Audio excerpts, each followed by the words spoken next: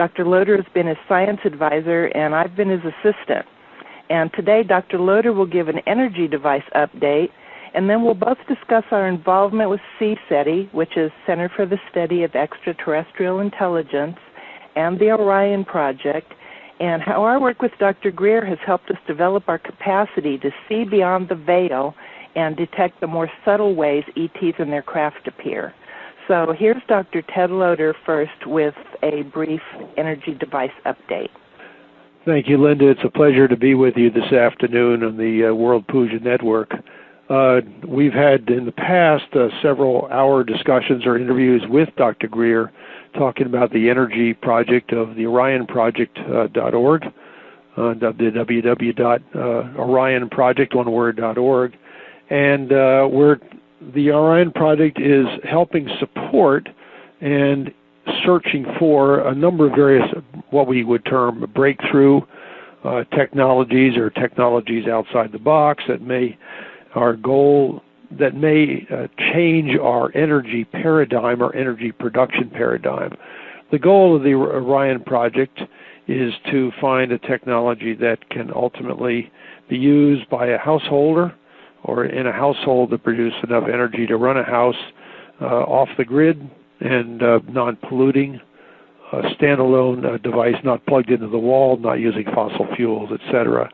We're working or supporting or working with some inventors, looking at several different types of technologies, and we've discussed these on the orionproject.org over the last 6 months to a year.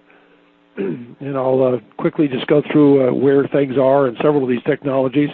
Everything's a bit quiet now. In fact, Linda and I were laughing in the pre-interview stage here about all the inventors are quietly working in their basements and garages on technologies, and not much seems to be happening between the Christmas and the New Year's holidays. But let me go through a couple of these. We've been working with a mechanical engineer and electrical engineer for the last 6 months, so we've shown some of his devices on our website, and we just had another fellow working with us visit this gentleman, Mr. Q, and so he has some suggestions for working with the three of us, and we're sort of continuing that progress that Mr. Q had a while ago, had an accident, automobile or motorcycle accident, and had to spend some time getting his hands repaired and what have you, and that's going on very well, so glad to say that. So that was delayed for a while, but we're hopefully getting back on track on that within a few weeks. One of the other technologies that we're working on and is the Stan Meyer technology, the hydroxy production using various electrolysis type of technologies to produce what's known sometimes as Brown's gas or hydroxy gas, a mixture of hydrogen and oxygen that then could be burned to produce heat or run an engine or what have you, run a generator. We have been in negotiation with the folks that own a lot of Stan Meyer's technology or his devices, including his water fuel car that has been on YouTube and on various TV programs or what have you. And we are in the final stages of negotiation with that technology. And hopefully that will come to fruition, final negotiations sometime within this month, January 2009. So that's where that is. Our plan there is to, just so people know, I've had a lot of people contact me about, well, why don't you just get all the information and post it on the internet so everybody can see what's there? Well, it's not going to exactly work that way. It's going to take a fair bit of time to assess the lab books, the notes, and the documents, the photographs that are in this cache of materials, as well as the circuit boards and the other types of things that were Stan Meyer's technology. It's going to take us a period of time to assess what we have, to make copies, scan the documents, and what have you. and then start to put that together. And then put together, our plan then is to put together a team. It's going to take several $100,000 actually, at a minimum, to put together a team to actually be able to study this material, assess it, and do some preliminary testing on various things in order to start to reproduce and replicate. One of the goals is we don't want to use the stuff, the materials that Stan Meyer had directly. In other words, because we don't want to blow something up or destroy it, or because it's 12 to 20 years old in some cases. And so we don't want to do that. So our goal is to be able to replicate what we see there and then determine its function. So this is going to take some research and some money and some really skilled people to work on that. And we presently have a number of engineers who contacted us, say they're interested in working with us. And so we will be putting together a team over the next few months to assess all of those materials. Apologize for my gravelly voice. I'm still getting over a little bit of a cold here. So that's where the Stan Meyer technology is at. A lot of people have been following what we're doing. We visited his materials and saw the materials last January, just about a year ago. And hopefully it's taken us a long time to put this together, but hopefully it will be together within a few weeks. So that's where that stands. We're supporting a couple of other technologies, some standalone technology, all electrical, I should say, and electronic, that produces excess energy from a simple battery, but that's still in progress. That has been, preliminary devices have been tested. Some stuff burned out, and so we're rebuilding some of that materials, and so that's an ongoing project. And that's about what I can report at this stage. Well, thank you very much, Dr. Loader. And now I'm going to give just sort of a brief outline of what we're going to discuss. And one of the things that both Ted Loader and I joined CSETI close to the same time. I went to my first training in the fall of 1996, and Ted Loader went to his first training, I believe it was in the spring of 97. Yes, summer of 97, yes, out at Crestone, Colorado. Crestone, yes. And both of us have scientific backgrounds. As you know, he's a PhD scientist, and he was a professor at the University of New Hampshire in oceanography and earth sciences, right, Ted? Yes, and chemical oceanography, yes. Okay, and I've worked as a biologist for 20-some years.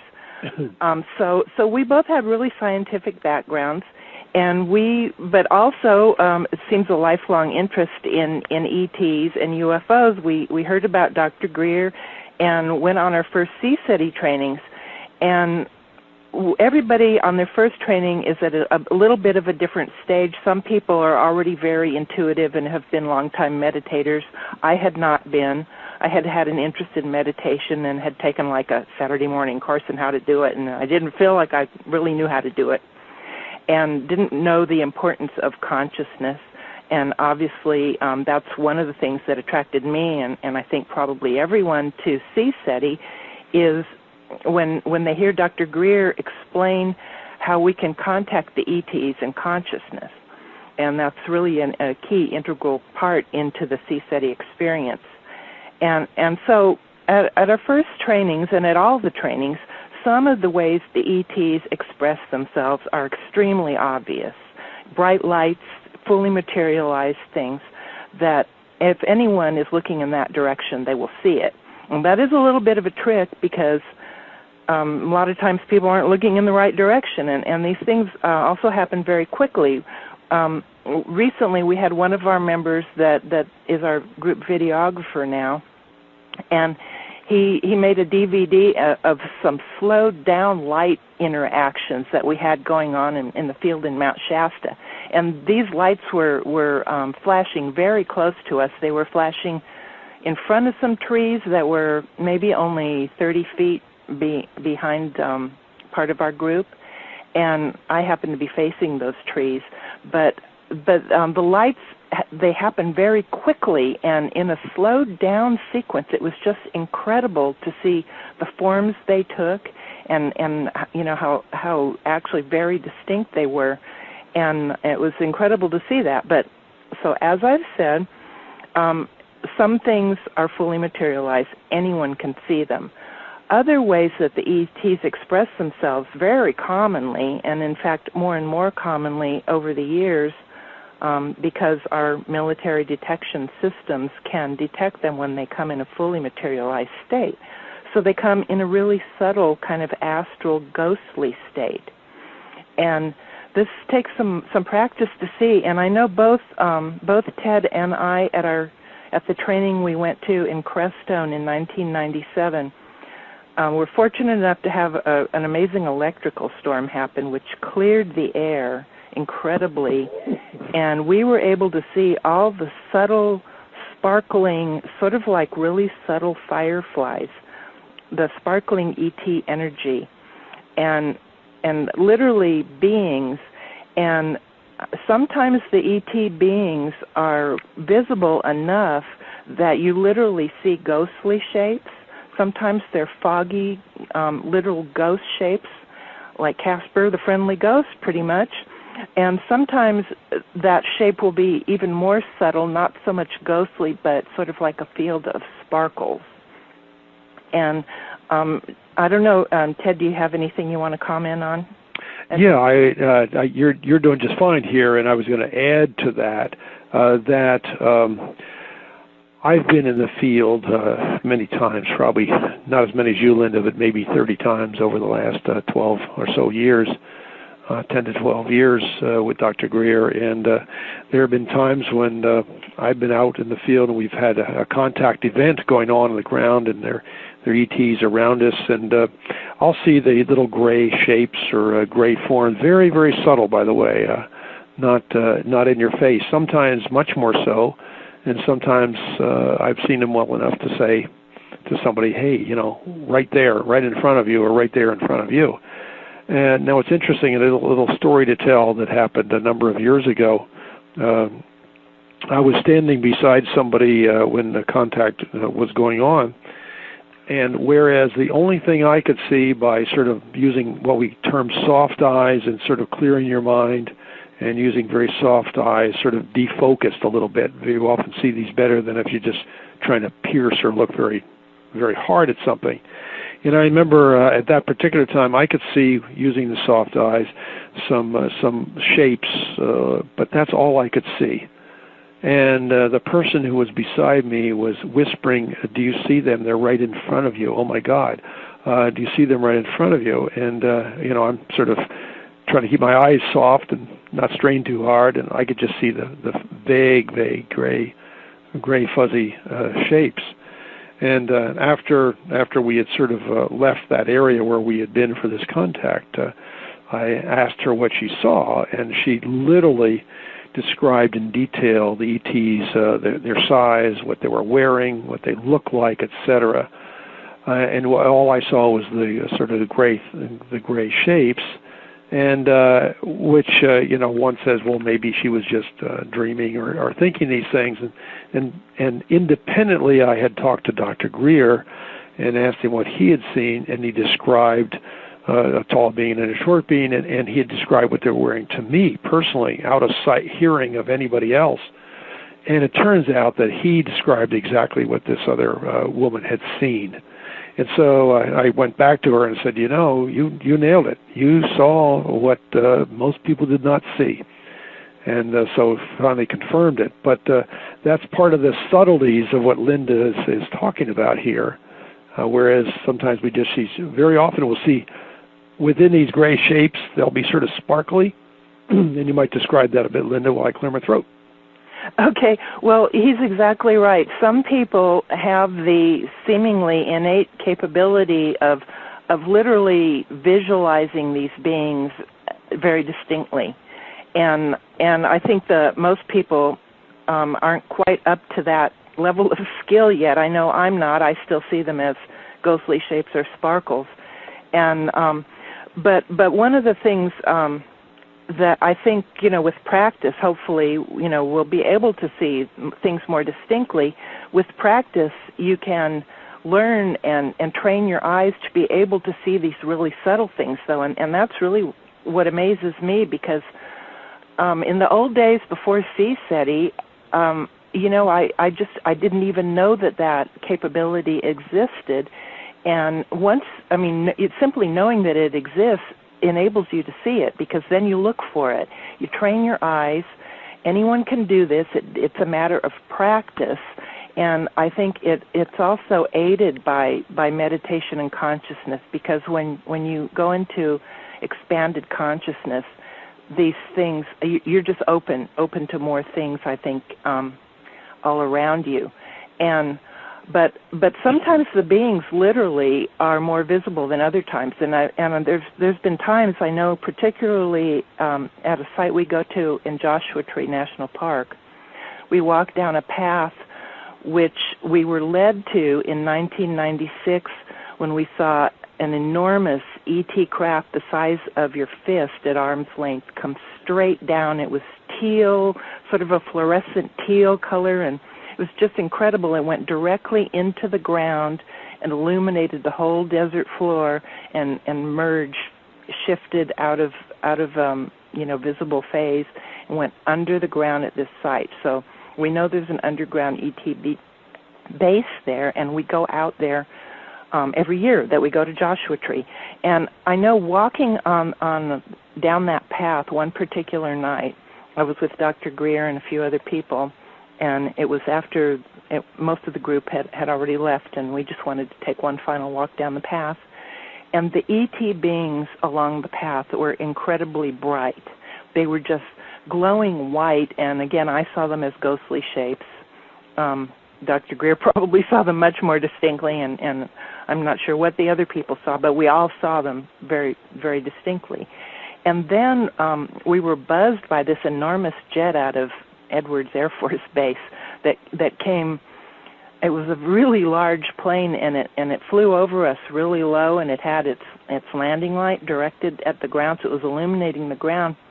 And so we all crouched down behind bushes, and the ETs literally, like using a dimmer switch, they totally dimmed down and became virtually invisible while this plane flew over us.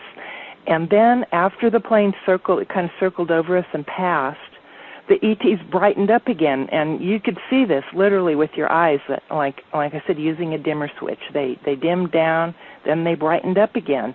And we've seen that happen with astral craft that we've seen in the field as well, where it'll look like sort of a foggy cloud in the shape of a saucer-shaped craft. Sometimes, almost like a little fog bank. Yeah, in an area where there's no fog. Right. This is typically in a desert where there's absolutely, dry, probably single-digit humidity and no clouds. And oftentimes the ETs they'll illuminate these things a little more obviously, kind of to get your attention, and then once you comment on it and they know that your attention is focused, they'll dim it down, sort of to remain in a more subtle state, because our military detection systems actually can detect these ETs and their craft when they're in an astral state. And I think probably the more visible the astral state, the more easily detected they are, and that's why they dim down when these planes fly over. But it's just incredible and delightful how the ETs actually they're participating in the training on CSETI excursions that we go on, and they literally, catch our attention, and then they'll change, and then they'll become more subtle, and they'll train us to see them in a more subtle state. Right. One of the absolutely, and I actually missed that little trip down that path that night. I was probably packing up my telescope and my gear, so it was fun hearing about that again. I wanted to make a comment about something you mentioned earlier, and that is the little subtle flashes of lights that occur around us, sometimes right around us, sometimes right above us. Dr. Greer, for years, as well as several others, had said, "Oh, did you see that flash? Did you see that flash?" And and the majority of the people in the group are saying, "No, where was that?" And it was almost like you kind of didn't believe what people are saying because I didn't see it, or some other people didn't see it.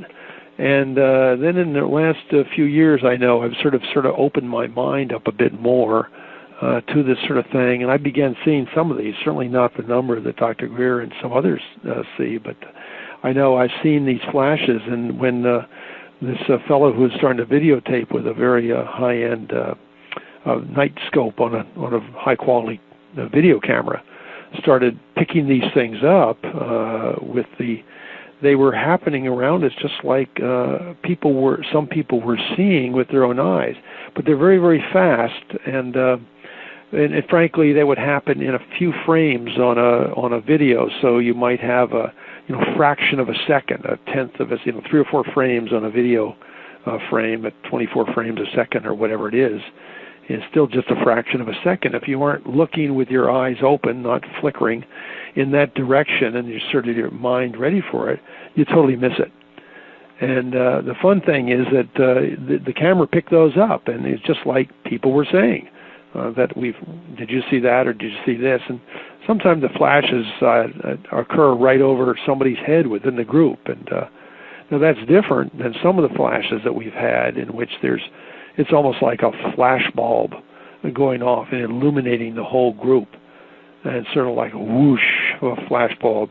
Not an electronic flash, which is very fast, but more like a flash bulb, the old kind of flash bulbs with the metal inside the glass bulb that would burn and sort of create a flash that it would last for maybe half a second or something. And we've had flashes like that occur over the group that everybody sees, no question about that. We're just so illuminated, like in a spotlight. Right, and those have happened a number of times when we've been out, say, in the desert on a totally perfectly clear moonlit night, not a cloud anywhere in the sky, totally dry, clear, and suddenly this flash occurs over the group. That is quite amazing, actually. And another thing I think that aids us in seeing some of these really subtle and quick light flashes is being in the meditative state, and that's a really integral part of the C-SETI protocols.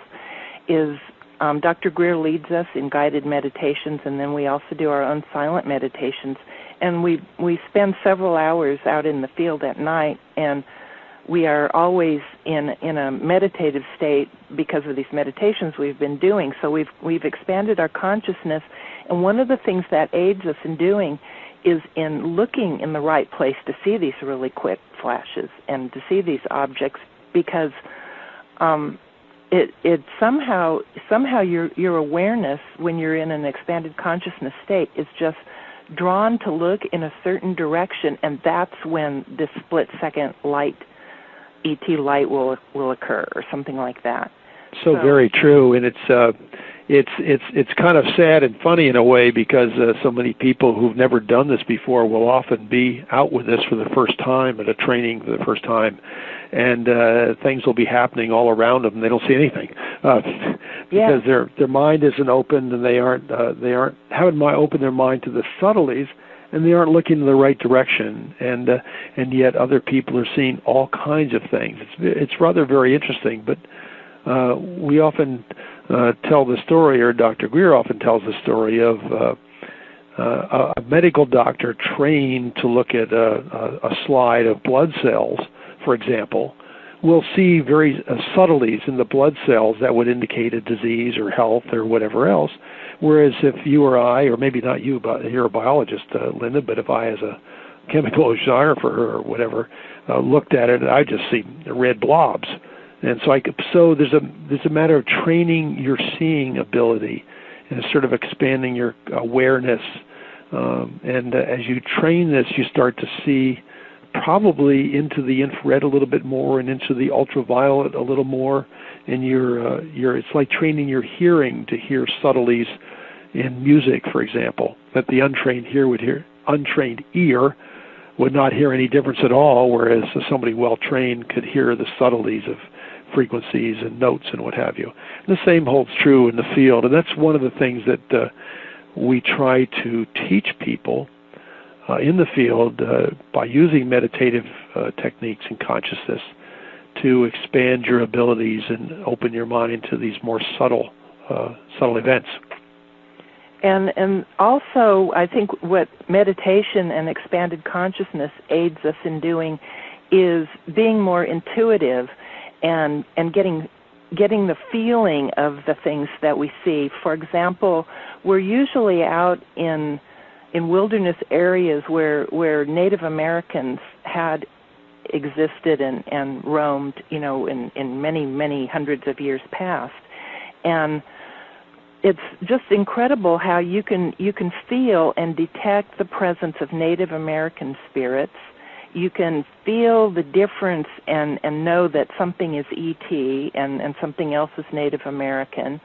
You can sense sometimes the presence of the nature divas, nature spirits, and also, and this is just an amazing effect, I think, of being in this expanded consciousness state, is we are often in the presence of celestials and angels and avatars, and you can totally feel when one of those is present as well. You get a sense of such a sacredness and spiritual, just an incredible spiritual presence. And that makes me think of there's a few special areas at just about all of the locations that we go with CSETI trainings that we call contact sites. And there's one in Crestone, Colorado, up on Mount Blanca, that both Ted Loder and I, in our 1997 training for the first time, were led to this by Dr. Greer and his assistant at that time, Sherry Adamak, who's since passed away.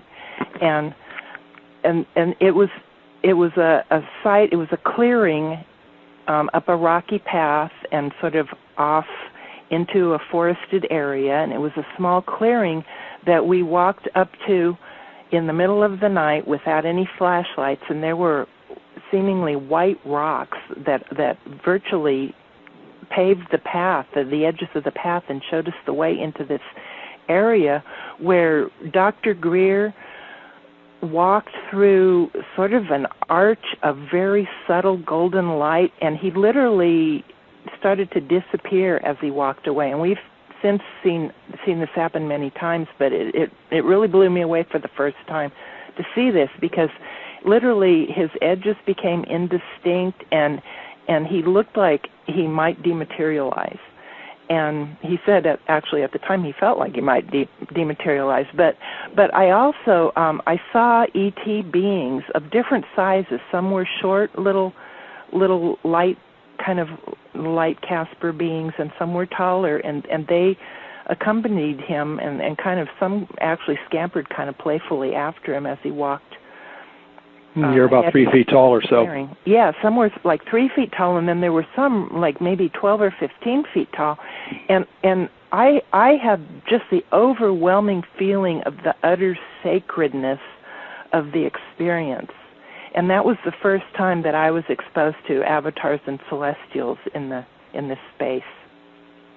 Mm-hmm. And I remember the following year when we went back, and Ted, you and I and a couple other people walked into that clearing in the daylight, because we wanted, we yes, I remember that, of it being so incredibly mysterious and sacred.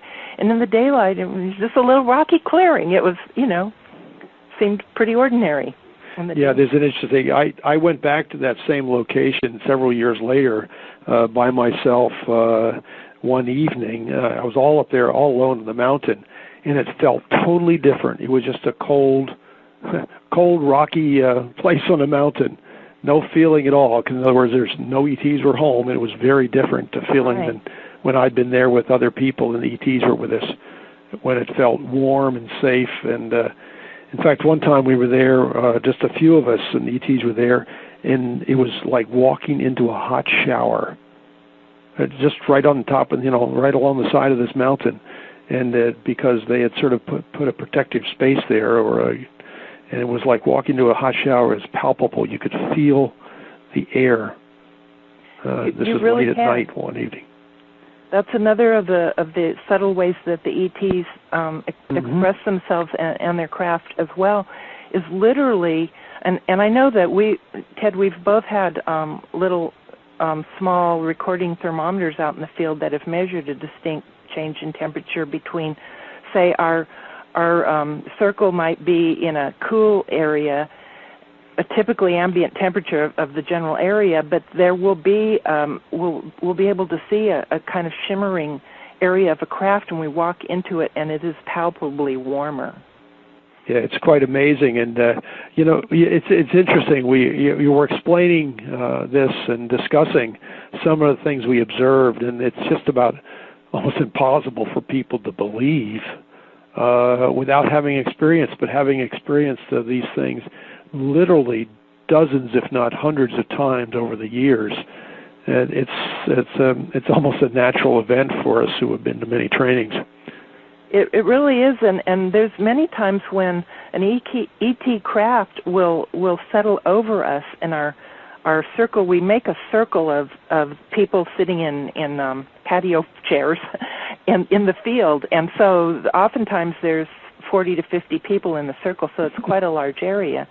And I remember especially it was really obvious in 2007 in Joshua Tree, where we had thermometers, and we had a thermometer in our rental car, built in, a temperature gauge, and literally it was something like 64 degrees in the field, and we drove out at the end of the night to the road, which was only 3 miles away at the same elevation, and it was like 39 degrees. There was that big of a temperature difference because we were engulfed in an ET craft, which was keeping us warm, and literally it keeps us warm. And we're really thankful when the ETs do that on a cold night too, because it totally makes it more comfortable.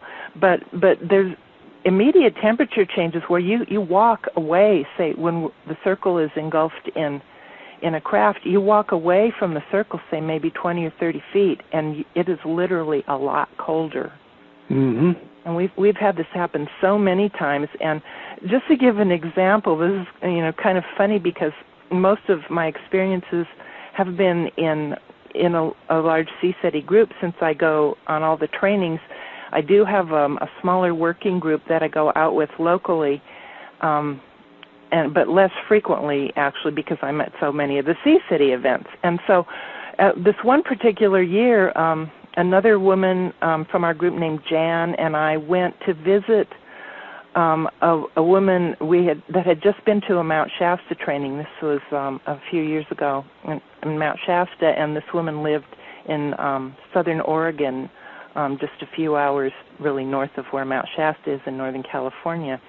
And she had ETs on her property that she owned. She lived in the woods in a rather desolate kind of area, not many people around, not even many homes around. And it happened to be an area where there were ETs. There were some limestone caves underground, and the ETs were apparently inside the caves. And she was having trouble and had trouble about a year prior to this with black ops trying to exterminate the ETs from her property. And she was afraid they were gone, that they had either been chased away or killed.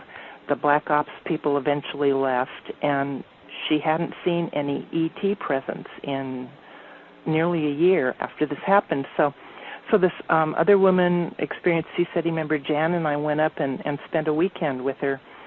And I know this one night we were lying out on her front lawn, and it was cold. We were bundled up, and the sky was just crystal clear. It was utterly black. There wasn't a human light anywhere in sight. So the sky was just incredible, and the stars were just beautiful.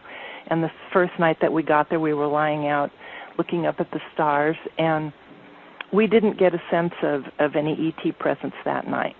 Well, the next day, we were out exploring during the daytime, and as evening approached, it got really cold.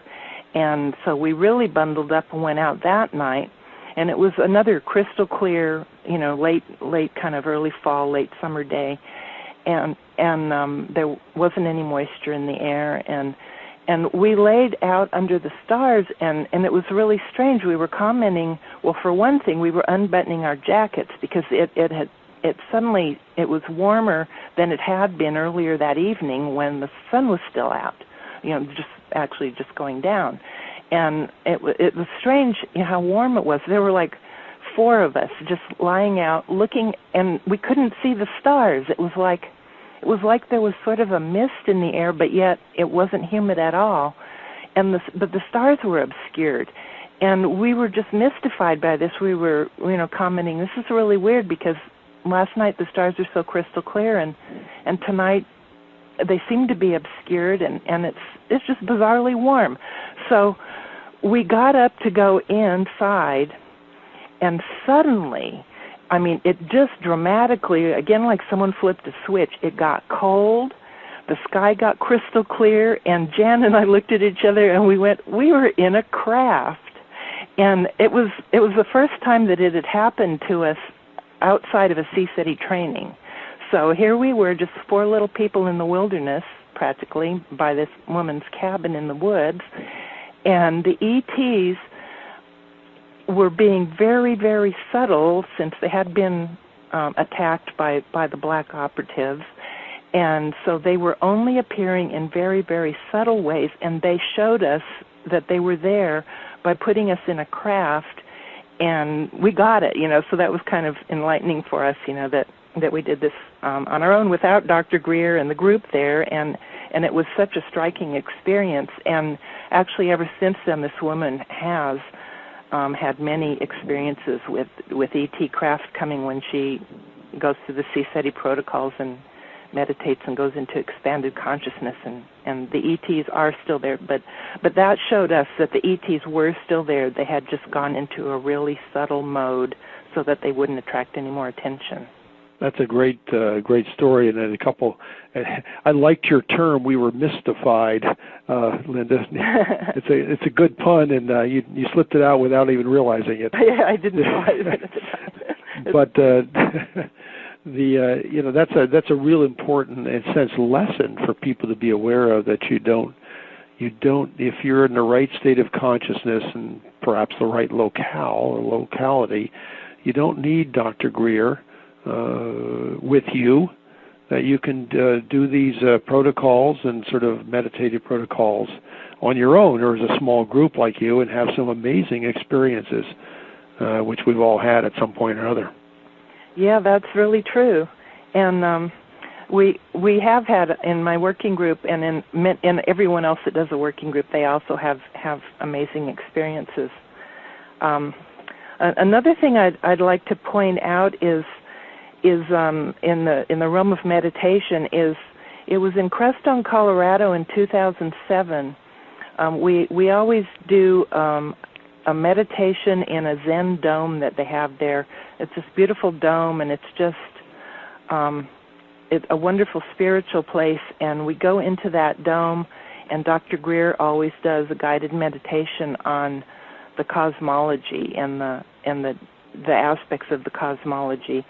And then we had a really deep meditation inside this dome, and we left, it was probably about 5 p.m., and we go out to the field maybe around 8:30-ish, and so between, say, 5 or 6 and 8:30, before dinner we lie down and meditate, or we sit, in our respective rooms and meditate. So Dr. Greer was meditating, and he had this most amazing meditation that he told us about later, where he, by the way, is a world-class meditation teacher, and spent many years in the 70s with the Maharishi and worked with the Maharishi, and has over the years in CSETI trainings given us all a mantra, the mantra that he was given. It's a 3-syllable mantra, and we've used that. And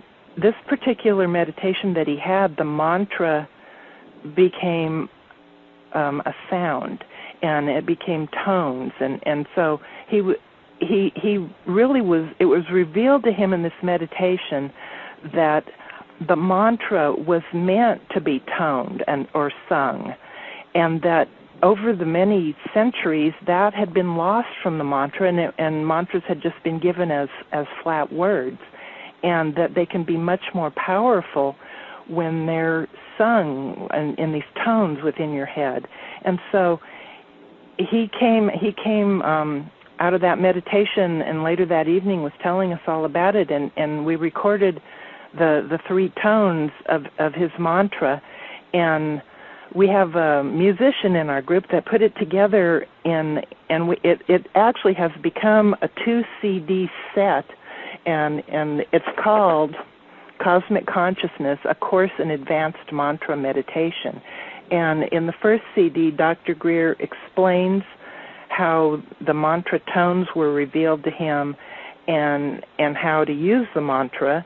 And then the second part of the CD is actually a recording of the particular guided meditation that he did in the Zen Dome that year.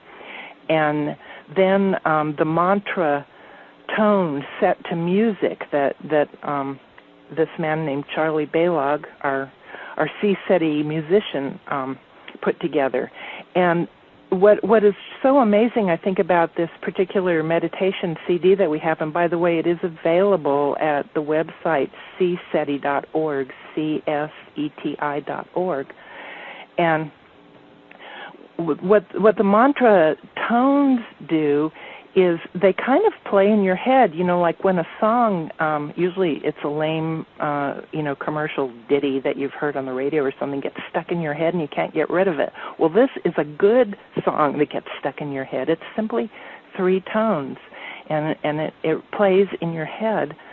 And once you practice with it a while, it kind of stays in your head. And I know I'll find myself, walking at the post office and the tone's going through my head and I'm smiling. Mm-hmm. It's a stress reliever, and it just keeps you in a semi, I think, slight meditative state pretty much all the time. It's amazing. And it's totally legal. Yeah, it's legal.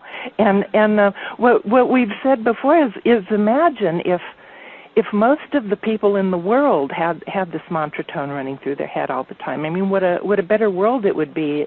People would just be in a better state of consciousness to get along, not to fight, just to be happy, to be more free of stress. And so this is one way that this can help people in their general lives. And I know really with my experience in C-SETI and using my intuition more in the field, because in order to see the subtle sights that we've seen and to feel and be able to discern the difference between the different types of spirits, whether it's, like I said, if it's Native American or if it's a subtle astral ET or whatever, I think it trains you to use your intuition better. And I have noticed over the years I'm much more intuitive also, which is really helpful in life as well. Yes, so it has. What we have been finding is, and I know exactly what you mean, Linda, walking along sometime, I'll just be taking a quiet walk in the woods, sort of a peaceful walk, and suddenly the mantra is there. It just quietly plays along as I'm walking and then sort of fades out gently. It's just wonderful, actually. It really is. That CD that Dr. Greer and Charlie and others put together is really great because he goes into the kind of a short history of mantras, what they're about, how they're used, and so you aren't using this thing in a vacuum. You have a sense of where it's come from and how to use it or whatever. So that's really very, very good. And then the whole discussion of the cosmos, the cosmology, about the reality of nature and the reality of matter and what have you. Lecture is also very, very interesting. And it's also interesting because when he does that, I'll call it a lecture, in reality it's a guided meditation, and what he is doing, he's actually observing and seeing what he's describing. It's sort of in real time. And so you're actually sort of getting a first-hand witness to the reality of nature and matter and the cosmos, as opposed to something from a book or whatever. So that's a very interesting aspect of it. Another really good point that with Dr. Greer's guided meditations. I remember the first time I discovered that he was describing what he's actually seeing in a meditation was, I think it was back in 1997-ish, and at Stonehenge in England. And we had a group in Stonehenge. We went in after hours. You can get special tickets to go in after hours when no one else is there. So it's only for your own group that you go in at night, at twilight, and then at night. And so we were sitting among the rocks in Stonehenge, of all places, and he was doing a guided meditation, and it was just incredible. Just the atmosphere of where we were, and the feeling of the ancient beings that had been there before us. Wow. And he did this most beautiful meditation, and afterwards I asked him if he could meditate while this is a naive question, but I was a naive person learning about meditation, and I said, can you meditate when you're thinking up those most beautiful words that you say when you're guiding us in a meditation? And that's when he said he wasn't sitting there thinking up words to tell us, he was describing what he was seeing. And I think of that every time now that he does a guided meditation, because he does the most beautiful meditations, and he is seeing these things, and then you can tap into the words that he's saying as well, and you can go along with him on the trip, and you can see these things too, and it's really incredible. It's an incredible way to get into a meditation. Mm-hmm. So, but to reiterate, that CD, and this isn't particularly pushing it, but it's available on the CSETI website, www.cseti.org, and you can order the CD. It's a two CD set, and a nice, very pretty cover with a picture by Linda on it, and enjoy it. Mountains in Crestone. Right. And as Ted said, we're not pushing it, but it's just such an incredible tool, and when you understand, and I'm sure many if not most people listening to the World Puja Network are familiar with meditation, and so many of you have been given mantras over the years, and when you know the background, you can really understand this huge breakthrough in how to use a mantra that Dr. Greer was given in this meditation when it was discovered that the mantra should be expressed as a tone, not just as something flat and spoken. And that leads me to another. It's going to be an up and coming short book and CD on the Orion transmissions. And good. I was hoping we would get to that, Linda, because you think you've heard some wild and interesting sort of off the normal track things. This is even more interesting, and some might say bizarre, but I was there, and Linda's going to talk about the Orion transmissions. Go ahead, Linda. I'll talk about it just briefly, because yes. Those of you listening to this interview can go to the archived interviews of Dr. Greer's at the World Puja Network website, and this is the December 26th interview that I did with him on the Orion transmissions in great depth, where we actually even played a 3-minute clip of the transmissions. But we had our first. Well, I'll start sort of from the beginning. I always have, and for many years I've always had a cordless radar detector with me in the field. I place it under my chair in the field, and I'm always sitting next to Dr. Greer, and it occasionally will go off, and some burst of rather short burst of tones in one of its bands, and this is always in response to an ET craft, and very often we'll see a craft and the radar detector will go off, or occasionally we've seen one of the ghostly, what I see as a ghostly being. It'll walk in the direction of the radar detector, and when it gets near the radar detector, it will go off. And many times it doesn't go off at all for a whole training. And so when it goes off a little, it's always exciting. Well, it's only gone off a little up until 2007 in November. We had our first Orion transmissions where the radar detector went off for 23 solid minutes. And let me point out something, Linda, before you continue. That the group is, when this happened, is sitting out in the middle of the desert in Joshua Tree National Monument in the middle of the night. We're by a road, but there hasn't been a car on our road for hours, and the nearest road is miles away, and there's no cars over there either. So this is out in the middle of the desert with nobody else around. Go ahead. Yeah, 30 miles in the middle of a national park where there's nothing that could possibly signal a radar detector to go off. And so it's actually this one particular night. It was the night of November 6th, and it had turned into November 7th, 2007, because it was after midnight. It was actually about 10 minutes till 1 a.m., and we were getting ready to leave the field, and people were starting to pack up their things, and Dr. Greer has it's about a 2-inch diameter rose quartz ball, and he just kind of spontaneously held it to the sky above his head, and the radar detector started going off under my chair about 3 to 4 feet away from where we were standing. I was standing right next to him. We had approached the center of the circle. And so he asked everyone to stop moving and stop, they're packing up, and everyone just stood still.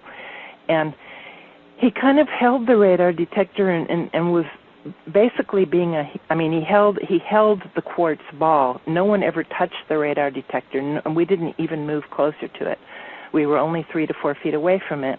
And he was moving this quartz ball around in the sky, and when he pointed it towards Orion, the radar detector just went nuts. It was just going off like crazy, and it was going off at different volumes, different bands, different speeds.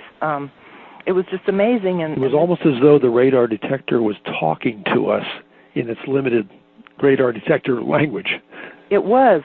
It was very much like, and what Dr. Greer explained later was that he was receiving transmissions from the ETs and the celestials in the sector of the universe in the sky where Orion is located, and they were coming through him, through his body as an antenna and kind of a step-down transformer, and it was conveying knowledge, but not really knowledge that you would necessarily be able to understand or translate at that moment.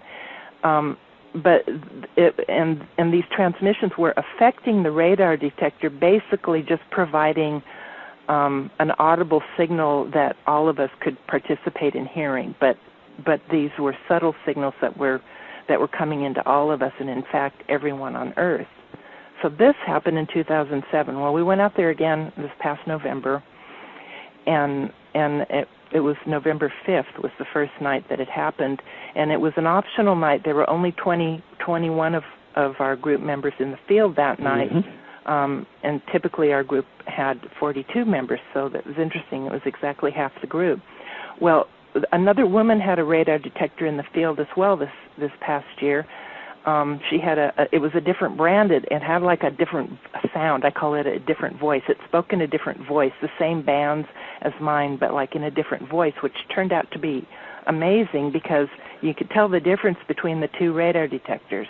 And they were sitting, she was sitting a ways away from us, so her radar detector was probably 8 to 10 feet away from mine, and as soon as Dr. Greer and myself and our car group got to the field, he walked into the middle of the field, and her radar detector started to go off.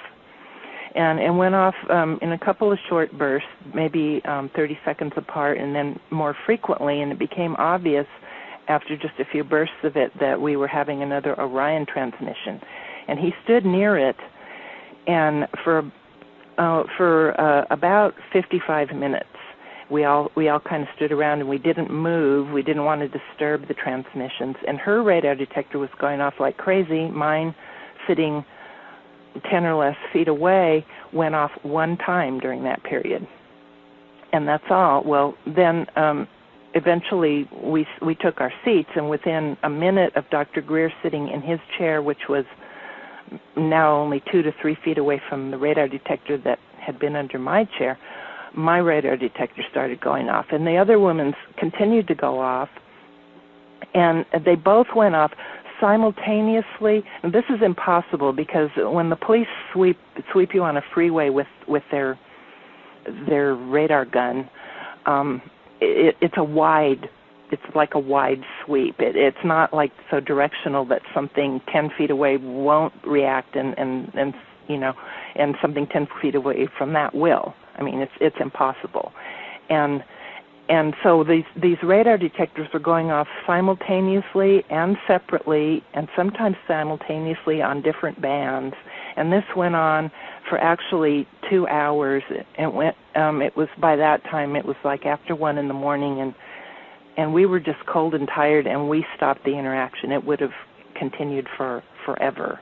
Yeah, it was quite amazing and very, very intense. And what would happen is that the radar detectors would go, and I'll play radar detector here, go beepity, beepity, beepity, beep, and sort of talk to each other, and then they would stop. And Dr. Greer would say, this is the information I'm getting, or this is what I'm being told, or that he was trying to interpret on the fly. And then he would stop talking, and beep, beep, beep, beep, beep, beep, beep, beep, beep. He would talk again, and beep, beep, beep, beep, beep, beep, and this went on for 2 hours. It was amazing. And there were periods, and this happened again 2 nights later with our entire group in the field. And in the day in between these 2 nights happening, we had gone to this shaman cave that we visit every time we go to Joshua Tree National Park, and there's room for maybe 8 or 9 or 10 people to sit inside this cave that's under a huge rock. And so Dr. Greer takes groups in and does a guided meditation with each group of say 7 to 10 people.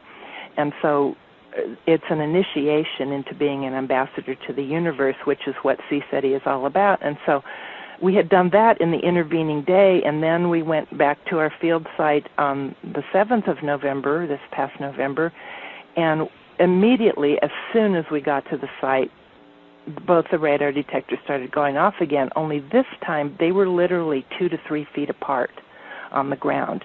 And they were receiving separate signals. They were going off simultaneously on different bands, on the same bands. Sometimes one would go off, sometimes the other would go off. The ETs were controlling the volume because at one point the radar detector, mine that was under my chair, was going off really quietly, and Dr. Greer said, "Can't you turn that volume up? It's so quiet." And I said, "It's on high," And no sooner than he said that, the next time it went off really loudly. So the ETs were participating with us, and what was just amazing about this last set of Orion transmissions in 2008 was that Dr. Greer was able to translate the information that was coming down. He from deep consciousness, he was able to translate into words the information that was coming down from the Orion transmissions, and they were affecting all of us that were there, but they were also affecting all of us on Earth, but simultaneously every being in the entire universe was being affected. And we really, I even got the feeling that these transmissions were heralding the beginning of a new era. And it was very profound. And as I said, these will be made available. Actually, it's been amazing because I've been working. Another woman and I were working with the transcriptions of the translations that Dr. Greer did of these transmissions, and then our musician Charlie has been working with consolidating the tones from the radar detector and some of Dr. Greer's voice speaking the translations into what will fit on just one CD. And so well, that's going to be very exciting when that's completed. Oh, that's going to be amazing, and we're already experiencing effects of that. I know I've listened to the audio recordings a number of times, and so has Charlie in getting them onto a CD. And we are both experiencing, we've both commented to each other, in like enhanced meditations, deeper meditations, and more visions in our meditations. Charlie's had a couple of really amazing lucid dreams. And I think that by reading these words that Dr. Greer translated and by hearing these tones of even though it's radar detectors of all the kind of silly things, the feeling and of what the ETs and the Celestials were putting down onto us and throughout the whole universe, that comes through. And I think this will be something else, sort of like the mantra meditation, something else that will aid us all into getting into deeper consciousness and more expanded cosmic consciousness. Well, I think this has given people a really good sense of some of the things that we've experienced, the more subtle aspects of our work with the ETs and with CSETI. My sense is our hour is just about up. Linda, do you want to close? And it's been a pleasure speaking with you people, and I hope you've enjoyed it. That's right, and thank you very much, Dr. Loader, and thank